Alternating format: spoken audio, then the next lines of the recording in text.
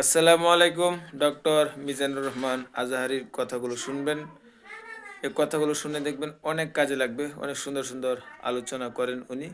তবে ওনার আলোচনা যারা ভালোবাসেন অবশ্যই ভিডিওটা পুরোপুরি দেখবেন, অনেক ভালো লাগবে। বিশ্বাসীরা যখন দান করে, দানের ক্ষেত্রে তারা কৃপণতাও করে না, আবার অপচয়ও করে না, বরং মাঝামাঝি দান করে। বরং কি মাঝামাঝি দান। রাসূলুল্লাহ সাল্লাল্লাহু আলাইহি ওয়াসাল্লামের একটা অভ্যেস ছিল, তার কাছে কেউ কিছু চাইলে উনি না বলতে পারতেন না। কি বলতে পারতেন না? সবাই বলুন। রাসূলুল্লাহ সাল্লাল্লাহু আলাইহি ওয়াসাল্লাম কি বলতে পারতেন না? না। কেউ কিছু চাইবে আর উনি না বলবেন, এই না ওনার ডিকশনারিতে নাই। না বলতে জানতেন না। তো একবার রাসূল সাল্লাল্লাহু আলাইহি ওয়াসাল্লামের মাত্র একটা মাত্র জামা। কয়টা জামা? একটা। তো এক ফরিয়া দিয়ে এসে রাসূল সাল্লাল্লাহু আলাইহি ওয়াসাল্লামকে বললেন, ইয়া রাসূলুল্লাহ, আমাকে একটা জামা দিন, আমি বস্ত্রহীন। তো রহমতের নবী কি আর করবেন, যেহেতু না বলতে জানেন না, কাউকে ফিরিয়ে দিতে জানেন না, নিজের জামাটাই খুলে দিয়ে দিলেন। সুবহানাল্লাহ। এখন ওনার গায়ে তো জামা নাই, আছে? উনি জামাহীন অবস্থায় ঘরে বসে আছেন। আল্লাহ তাআলা আয়াত নাযিল করলেন, ওয়াল্লাযীনা ইযা আনফাকু লাম ইউসরিফু ওয়া লাম ইয়াকতুরু ওয়া কানা বাইনা যালিকা কাওয়ামা। বিশ্বাসীরা যখন দান করে, তারা কৃপণতাও করে না, আবার বাড়াবাড়িও করে না, মাঝামাঝি থাকে, মধ্যম পন্থা। মানে বুঝাতে চাইলেন, আল্লাহ তাআলা এই কথা দিয়ে বুঝাতে চাইলেন, নবী হে, জামা যদি দুটো থাকতো তাহলে না হয় একটা দিতেন, দুটো যদি থাকতো একটা দিতেন। এখন ছিল কয়টা? তো এটাই যখন দিয়ে দিয়েছেন, এখন আপনি পড়বেন কি? সুবহানাল্লাহ বিহামদি। ভারসাম্য শিখালেন আল্লাহ। তাহলে ইসলাম হচ্ছে ভারসাম্যের ধর্ম, ব্যালেন্সড রিলিজিয়ান। বাড়াবাড়িও নাই, ছাড়াছাড়িও নাই। সাহাবাদের মনের মধ্যে একবার কৌতূহল জাগলো যে রাসূল সাল্লাল্লাহু আলাইহি ওয়াসাল্লাম রাত্রিবেলা কি আমল করে, দিনের বেলা কি আমল করে, ওনার ব্যক্তিগত আমলগুলো কেমন, একটু দেখে আসি। তো ওনারা খোঁজ লাগালেন। খোঁজ লাগিয়ে যা পেলেন, তাদের খুব একটা মনোভূত হলো না। ওনারা ভাবলেন যে রাসূল সাল্লাল্লাহু আলাইহি ওয়াসাল্লাম হয়তো আরো বেশি আমল করেন, কিন্তু ওনাদের কাছে মনে হলো যে কিছুটা বোধহয় কমই হয়ে যাচ্ছে। তো একজন বলল, আরে রাসূল সাল্লাল্লাহু আলাইহি ওয়াসাল্লামের তো আগের পরের সব গুনাহ মাফ, গুফিরা লাহু মা তাকদ্দামা মিন যামবিহি ওয়া মা তাআখার।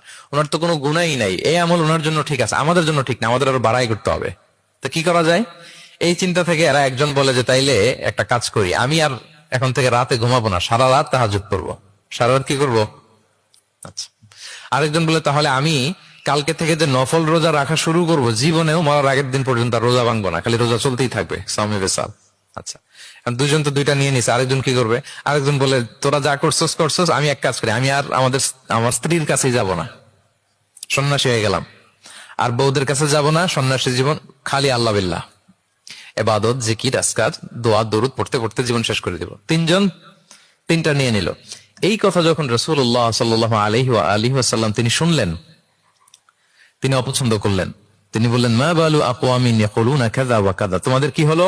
ডাকলেন, সমাবেশ করে বলেন, এই, নাম ধরে বলতেন না। তিনি কিভাবে মানুষকে কারেক্ট করতেন দেখেন, সংশোধন করতেন। এই, তুমি নাকি এটা বলছো, দাঁড়াও আব্দুল্লাহ। এই আব্দুর রহমান, তুমি দাঁড়াও। এই আব্দুল করিম, তিনজনে তিন খারাপ কাজ করছো। এইভাবে সংশোধন করতেন না, কারণ নাম ধরে দাঁড় করালে তারা তো অন্যদের সামনে অপদস্থ হবে। কি বলেন, ঠিক কিনা?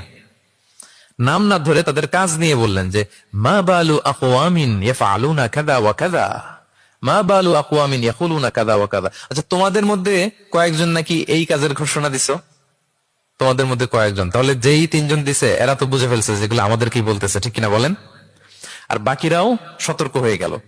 এবার রাসূল সাল্লাল্লাহু আলাইহি ওয়াসাল্লাম বললেন, না, তোমাদের এই কাজটা ঠিক হয়নি। ইন্নী লা আখশাকুম লিল্লাহি ওয়া আতকাকুম লাহু। তোমাদের মধ্যে আমি নবী সবচেয়ে বেশি আল্লাহকে ভয় করি, আমি সবচেয়ে বড় মুত্তাকি। কই, আমি তো রাতে ঘুমাই, আবার তাহাজ্জুদ পড়ি, কিছু সময় ঘুমাই, কিছু সময় তাহাজ্জুদ পড়ি। এই ভারসাম্য রেখে জীবন চালাতে আমার তো তাকওয়ার কোনো ক্ষতি হয় না। আমি তো স্ত্রীদের সাথে মিশি, আমার তো কোনো সমস্যা হয় না। আমি মাঝে মাঝে নফল রোজা রাখি, সোম বৃহস্পতি, বাকি দিনগুলোতে দিনের বেলা আমি খাই।